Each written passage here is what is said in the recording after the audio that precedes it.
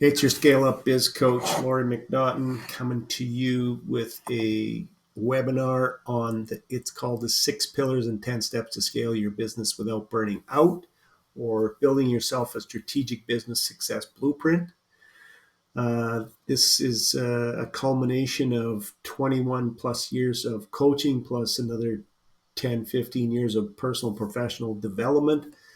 I've put together a methodology that I've learned over the years that has helped certainly hundreds of businesses scale up, gain more financial freedom and time freedom. And so that's the purpose of this webinar, is to sort of teach you the outline of how to scale your business up, as it says, without burning out. And many of you, and I've worked, I mean, this webinar really is for anybody that owns any kind of a business, small, medium-sized sector business, where the owner runs the business. And it's really designed to give you a methodology that you can follow along to take your business from where it is today to where you want it to be. So I got to do this all in less than a half an hour because I want to. This is really just an introduction. I'll share with you at the end of the video some options for you to take. But for now, let's just dive into this. So, if you've been scaling up your business or trying to scale up your business and it doesn't seem to work for you, you feel frustrated, anxious, burning out, working too many hours, and just seem like you taking one step forward and 2 steps back, then this is really for you. So let's take a look at this from these 7 reasons why your business won't scale. The first one is you focus on revenue and not profit. Revenue is vanity, profit is sanity. So start with a profit that you want to make, not a revenue goal that you want to make. Because if you make $1 million, or pardon me, you sell $1 million in services and you don't make any money at it, it's pointless. So focus in on what you want to have for profit. And when I talk briefly about the financial, actually, I'm going to just share this right now. I think this is an important distinction to make for a lot of small business owners based on my personal experiences. Is when you look at your profit and loss statement, depending on what kind of business you're in, you have revenue, then you have cost of goods sold or cost of sales, and then you got expenses, and then you have profit, net profit at the end. When I'm speaking about net profit, I'm talking about after everything has been paid, meaning you and everybody in your staff, all of your expenses, everything's been paid. Then you have a net profit, and that's what you want to set your goal for. And it should be a minimum of 10%, and as high as, it could be as high as 20%. I don't think you get much higher than that unless you're in, I won't say different professions. Professionals make significantly more. But if you're in the service related, construction industry, manufacturing, wholesale distributor, if you net out at 10 to 15% and you do $1 million, or you do 5, or you do 10, or you do 100, you can see, you can do the math for yourself. So set a profit goal. Now, your operations won't scale. What does that mean? You don't have SOPs or standard operating procedures in place that can make your business run more smoothly without a lot of hiccups and a lot of problems and a lot of challenges. So if you think about it, if let's just say, I don't know, you're a roofing company and you can do 5 roofs a week, easy peasy. You got a great team of people around you. They get out there and do the work. But instead of 5, all of a sudden you got 10. Now you can see that everything is being challenged. And you need to now create another level of SOP, standing operating procedures, to handle 10 roofs a week. Now, if you haven't even done SOPs for 5 roofs a week, you're going to have a lot of trouble getting to 10 or completing 10. So start out building these standing operating procedures when you're small, and then they'll evolve and change as you grow. So you don't invest in the right people. The third one is you don't invest in the right people. My experience with a lot of small and medium-sized businesses that I've worked with in the past 21 years is that They don't have a hiring system at all. If I look at their ad in, whatever it is that they uh, advertise in, their ad looks like everybody else's ad. Well, all that does is invite you hundreds of resumes that don't even, um, fit with what you do. So then you got to sift through all of those, which is a big hassle. So you got first, it starts right there, writing an ad that's going to catch the attention of the people that you want to come to work for you. Now, I'm not going to get into the weeds on this because this, again, I got to knock this off in less than half an hour. But you understand, this is part of what I do when I work with clients, is to help them put together a hiring process that streamlined, weeds out, that separates the wheat from the chaff, as the farmers would say, and you end up with a much better applicant. So you lack strategic partnerships. So strategic partnerships. If you're an electrical contractor, a drywall contractor, or a roofing contractor, or a siding contractor, or a fencing, or eaves trough, whatever it is, they all have the same customer. And so if you want to go out and build strategic partnerships with each one of these businesses, so you can refer business back and forth to each other. Now, the one thing you want to make sure is when you do these strategic partnerships is you want to get to know these people a little bit, because you don't want to refer somebody that you did some really great work for and have your name besmirched because they came in and did a shoddy work.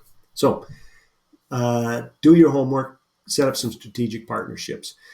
You're reactive, not proactive. What does that mean? It means like you're a firefighter. It means like there's problems, you just deal with them as they come up. You don't set up any, again, going back to the SOPs, you don't set up any standard operating procedures to be more proactive about how you deal things. It's systems and processes again. You fear raising prices in your business. Here's the thing. I just read this the other day. Statistically, they say that 80% of the people will pay more for more value. So don't sell on price, sell on value. And make sure you deliver on what you say you're going to do. Go above and beyond. I always say under promise and over deliver. Under promise and over deliver. And then the last one is you don't have an exit strategy for yourself. I want you to just think about this from the perspective of your business is your product, not what it does. Whether it's building homes or drywalling homes or wiring homes or plumbing homes or roofing, whatever that is, that's what the business does. Your job is to build your product, which is your business. And that business, if it is a profitable business that runs and doesn't need you to be there, now you have a product that you can sell for a multiples of profit. The more profit that it makes without you having to be there, the more valuable it is. That's all I want to say. So create a business that runs without you. So it doesn't mean you don't go there. It just means that if you were to say, you know what, I'm going to go take a 6-month vacation, you come back and it's still as busy as ever. In fact, it may be even busier. That's what you want, because when you have that, now you have something of huge value. Okay, so why Laurie McNaughton? Well, 16 years with the number one business coaching company in the world. So I learned from the ground up best practices for helping business owners build a profitable enterprise that works without them. I was a multiple time award winner. And at least half of the time that I was there, a little bit more than half, I think I was in the top 10% of coaches for growth and revenue. And those are the two metrics that we use to measure success. You got to be able to sell what you offer. And then retention is the value that you add to your customers. Because if you have a low retention rate, then you obviously are churning customers a lot, clients a lot, which means that you're not adding enough value. So my retention rate on average was 17 months, which was right at the top of the scale in terms of coaches. So I'm very proud of that metric. 21 years coaching business owners like yourselves and your teams. I've been to a couple of dozen, probably close to 30 business conferences. So I've learned from some of the best names in the world. From a personal standpoint, I went to Tony Robbins Mastery University, Life Mastery, Date with Destiny, Financial Mastery, Power to Influence, and Unlimited Power Weekend. And yes, if anybody's wondering, you know Tony's work. I walked on fire twice, so pretty powerful experience. Also went to Context Associates, Pursuit of Excellence, The Wall, and Advancement in Excellence, the Pacific Institute's Investment in Excellence, Peak Potentials, Train the Trainer 1 and 2, and their Ultimate Leadership Camp, which was a mind-blowing experience.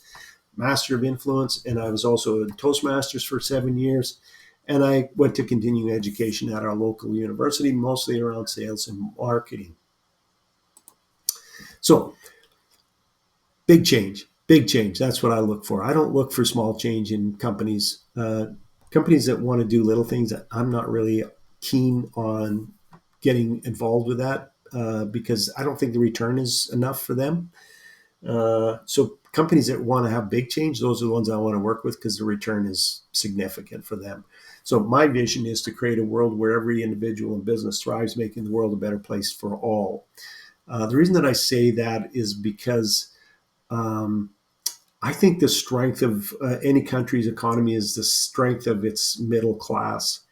And so I would like to be part of what makes the middle class stronger.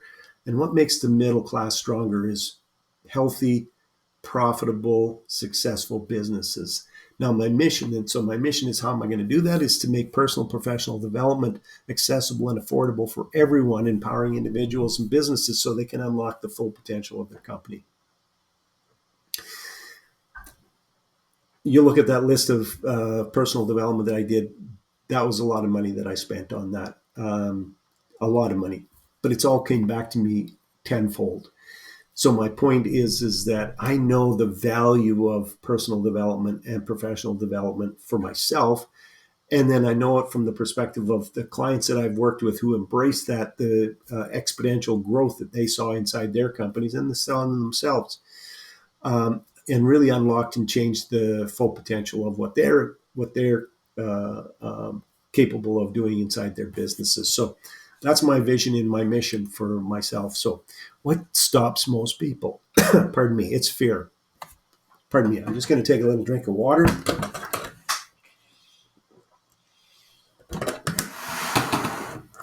Good. Okay, so fear. And fear is really, as you see on the little slide on the picture on the far right, it says is of the unknown. That's what people fear. They don't fear real things, as it says in the writing. Pardon me, the printing here, it says, fear is simply false expectations appearing real. And everything that you want from your business, everything you want in life, is on the other side of that wall. So you got to just buckle up for the ride and just say, I'm going, I'm all in.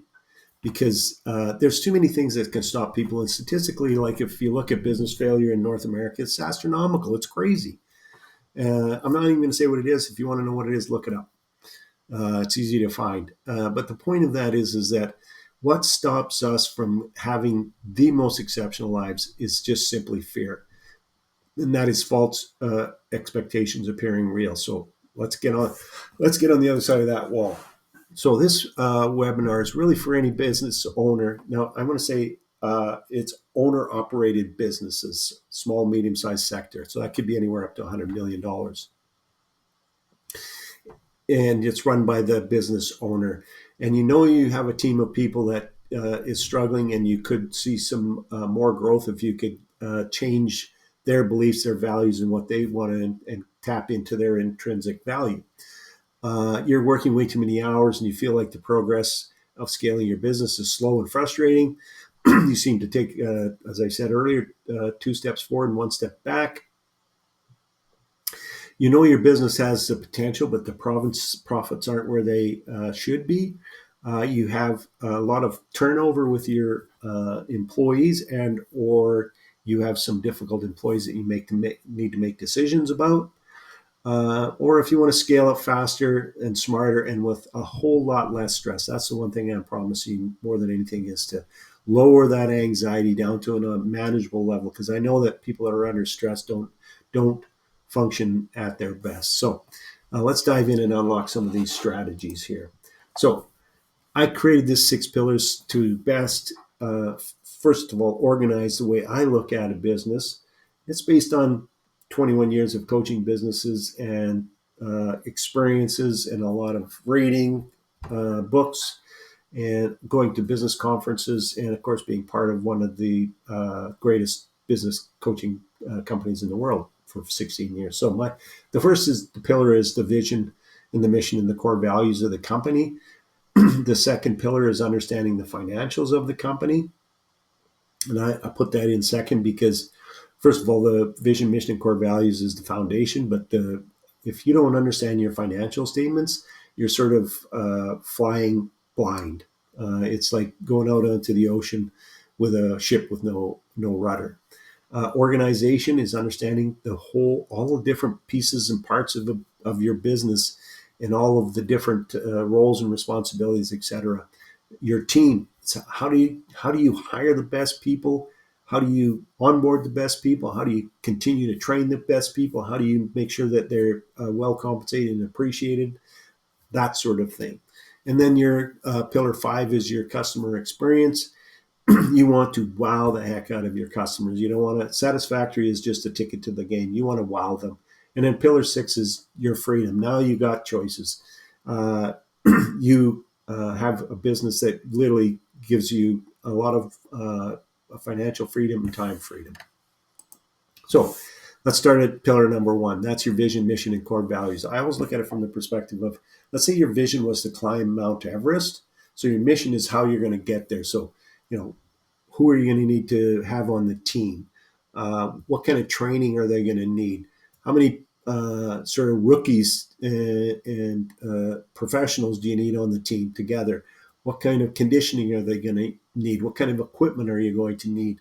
All of that stuff is the mission part of the trip to the top of the mountain. And then the core values is how you're going to behave on the way there. And if anybody's ever done any reading about climbing Mount Everest, success is not getting to the top. That's not success. Success is getting to the top and getting down alive. A lot of people have, I shouldn't maybe laugh, that's maybe not that funny, but a lot of people have perished trying to climb Mount Everest. And a lot of businesses have failed trying to get to the top, frankly. So create a powerful vision for your company, create a powerful mission statement, and a set of core values, your core values, not somebody else's core values, because somebody else's core values could be not aligned with you, and that's going to be problematic not only for you, but the rest of the team. So now understanding the financial part of your business is really, what does my profit and loss statement tell me? What can I glean from my profit and loss, my balance sheet, my cash flow, and my budget? What can I glean from that that's going to help me create this business that's highly profitable and can run without me? So understanding these things. I talked about the organizational chart, how it's all put together. What are the different areas of the business, whether that's sales, marketing, production, project management, finance, administration, leadership, all that kind of stuff. And understanding all of the different roles in this organization and what the critical drivers are for each one of those roles, and what the key performance indicators are for each one of those roles. And as I said, overall, the responsibility or mission of each of those roles. When you understand that, and then you have a team of people that understands what all of that means to them, then you've got an unstoppable team. Moving right along to pillar number 4, team. Together, everyone achieves more. Together, everyone achieves more. I say that twice, and I say it emphatically because just think about this for a second. What if you could get the brightest minds around the world together and gave them the world's top 5 problems to solve? What do you think they'd be able to do? I think they could probably solve just about every problem to mankind. I think maybe I'm being over dramatic. I don't know, but I think it's possible. So think about this. Let's say you got 20 people, 50 people, but you got 4 or 5 people on your, what I call your leadership team, which would be like people in management roles. And I want to just say something quickly about, because there's managing system and there's leading people. So those people in those roles need to know how to manage systems, but they need to know how to lead people. So anyways, just to come back to this collective intelligence, if I could, together everybody achieves more, is like, you don't need to be the smartest person on the planet to succeed at the highest level. You don't. In fact, uh, some highly intelligent people fail in business all the time because they don't understand certain aspects of running a successful business. Because there's moving parts, as I'm talking about here, but you need to have, pardon me, you need to have all these pieces working together. And there's lots of people out there who are. My father owned two car dealerships in the 70s and 80s, and he had I think he dropped out before he even went to high school. This was a long time ago, obviously. But anyways, it's not that he wasn't smart. It's just that he understood that if you're going to succeed, you need to have smart people around you. All right. So then you got to really create a customer experience that wows them. Satisfaction is just a ticket to the game. If you wow them, they will talk about you. Let's just say you're a roofing company and you came in and you wowed that customer. And then your neighbor walks over the next day and say, "Hey, I saw you had that roofing company over there. Would you recommend them?" Absolutely, absolutely. You're over at your friend's place for dinner a couple nights later. Yeah, I think I'm gonna have to get my roof done. Oh, you should call these people. That's how you want them talking about you. So, the customer journey is understanding it. Who can use us, engage with those people, convert those people to customers, deliver the wow factor, if I could call it that, the wow customer experience, and then multiply that through referrals and reviews, repeat business, et cetera, et cetera, et cetera. Okay. So the sixth pillar is all about freedom, because when you've mastered the first five pillars, now you can put like a general manager or a president or however you want to describe this person in charge of the day-to-day stuff, so that you don't have to deal with the day-to-day stuff and you can spend the majority of your time working on the business. And now it's time to cross every I and dot cross every I cross every T and dot every I, uh, and really button this down. So now you can look at this and say, listen, I could take this and replicate this in another city or across town or whatever the case may be, because I got all the pieces of the puzzle that are all put together in this tidy little package of, this is how you create a successful roofing, electronical contractor, drywall contractor, plumber, contract, whatever, construction company, manufacturing, wholesale, whatever that is, you know how to do it. So now you can repeat this over and over again. So at this point, again, now you can do that, and or you know what, you can just take some more vacation time or spend more time with your family. It's purely up to you. So what's really available from myself, and that is I have a free community that I speak to every Monday at 11 a.m. till 11:30. In this community, all I'm doing is talking about mindset, things because my goal is to fire you up a little bit, give you some level of clarity about how to clear your mind and get your mind ready for the rest of the week, so you can really take off and get some cool things done during that week. It's completely free. I can just do it. I post stuff online so you can watch it anytime you want. Then I also have this paid course that I'm going to launch. What's today's date? Is the 16th. So certainly by the end of April, April, I can remember which month we're in here, is going to be launched. And it's $197. There's actually, I call it the 10 steps to scale your business up without burning out. But because I believe in under promise, over deliver, there's actually a few more lessons in there. Because I wanted to drill down deeper and make it worth even more. And it's just $197. Now, let me ask you a question. If you paid $197 for something and took your business from 100,000 to 200,000, or 500,000 to a million, or a million to two, or two to four, or 4 to 8, or 8 to 60, whatever that is, and in the meantime you added a percentage point here and there in terms of net profit. Would $197 be a good deal? I think so. And it is the most comprehensive business building course I've ever seen. And I don't think I've ever seen anything like it. I put my heart and soul into this thing because I want you to take this and run with it. And and after completing the course, I want to make this point. After completing the course, you can message me and say, hey, listen, I completed your course. Talk to me a little bit about the results. We'll book a complimentary coaching session, which is a $1,500 value.